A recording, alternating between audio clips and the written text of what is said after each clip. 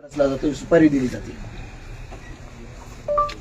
हे सत्य आहे की कट शिजला गेला, हत्या घडून आणणं किंवा घातपात गोष्टी आता सगळ्या उघड होतील.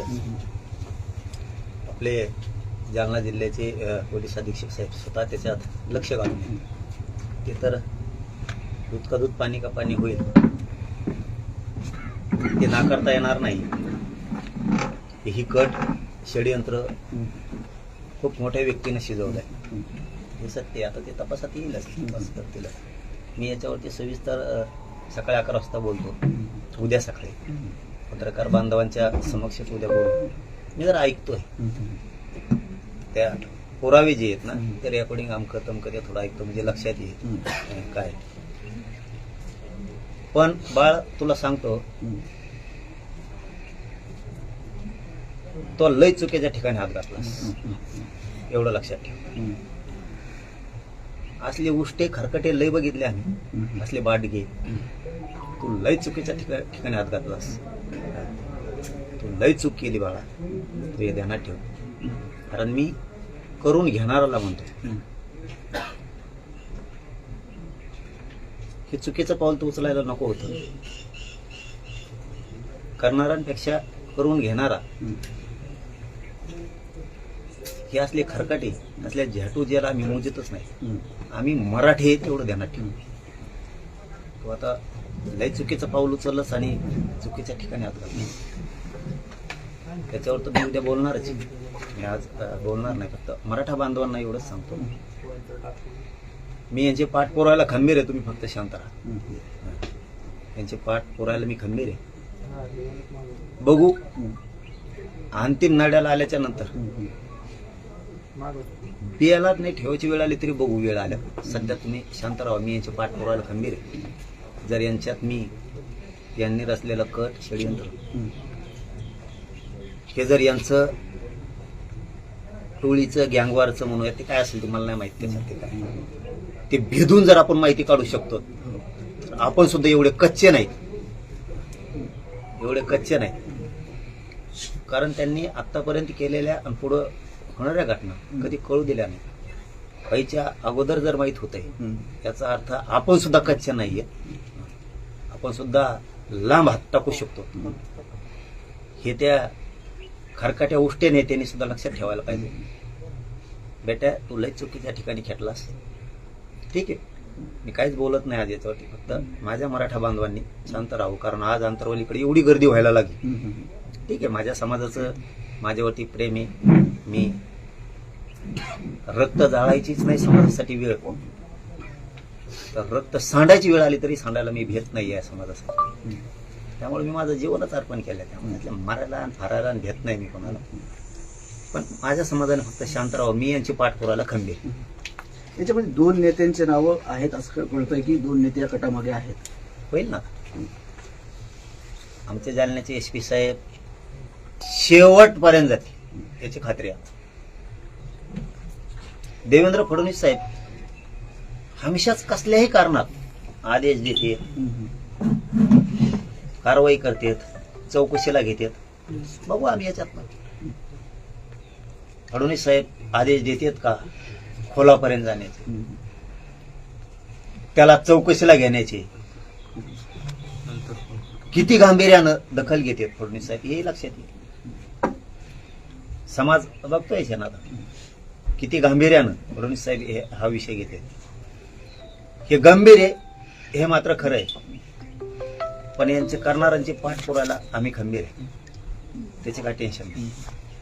पण जो करून घेतोय करणारापेक्षा म्हणतोय मी तुम्हाला, याने खूप मोठी चूक केली त्याच्या आयुष्यात. त्याने लय चुकीच्या ठिकाणी हात घालायचा प्रयत्न केला. मी बाळ मराठा आहे, मी मराठा एवढं गाणं. तुझी सगळ्याची पाठ पुरवायची ताकद आहे माझी. तू आता चुकीच्या ठिकाणी घुसलास, ठीक आहे. मी काय बोलत नाही त्याच्यावरती. तपास चालू आहे, त्याच्यामुळं मला आज काहीच बोलायचं नव्हतं याच्यावरती. पण इथं जी मराठा समाजाची गर्दी व्हायला लागली त्यामुळं मला मीडियाच्या बांधवांना बोलावं लागलं की मी एकदम चांगला आहे, व्यवस्थित आहे, काही काळजी करायची नाही. 6 करोड मराठ्यांचा आशीर्वाद आहे. तुमच्या लेकरा बाळांसाठी मी लढतोय तर तुमचा आशीर्वाद आहेच ना. काही होत नाही मला, मी पण एवढा कच्चा नाही, कारण क्षेत्रीय कुळात वाढलेल्या अवलादी आमची.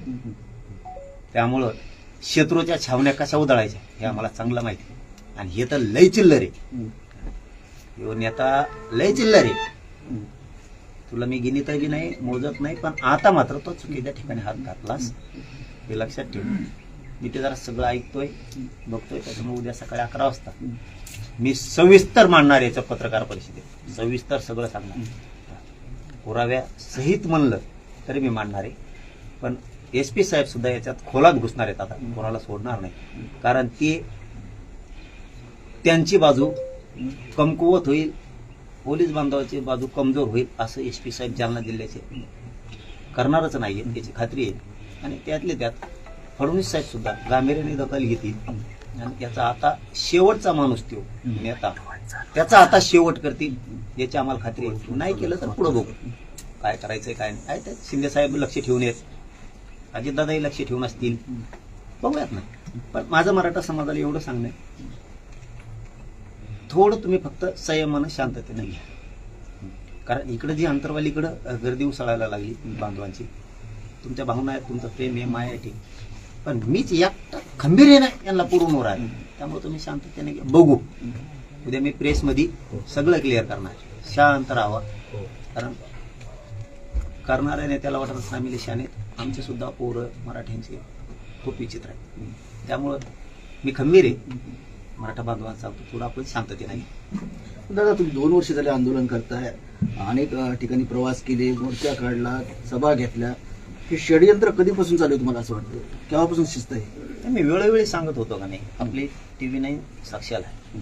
आणि मी प्रत्येक पत्रकार बांधव यायचे सगळ्या चॅनलचे, त्यावेळी सांगायचो मला काही बातमी माहिती कळाली की मी सांगायचं असं होणार. कुठं खोट्या रेकॉर्डिंग बनवू, कुठं खोटे व्हिडिओ बनवू, याला वेगळ्याच एक टीम करायची आणि त्यांना पैसे पुरवायचे. काही आमच्यातलेच पडायचे, त्यांना काय पत्रकार पैशाला घ्यायला लागायचे, त्यांना काय पुरवायचं.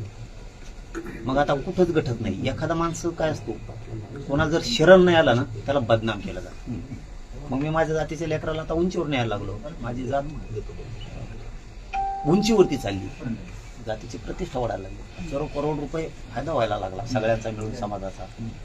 मग याला आता बदनाम करा, असे काहीतरी चालेल. नाहीच होत ना, मग असा सामूहिक कट रचायचा, त्याच्यात नेत्यांनी सहभागी व्हायचं आणि त्यांनी हे सगळं पुरायचं त्यांना.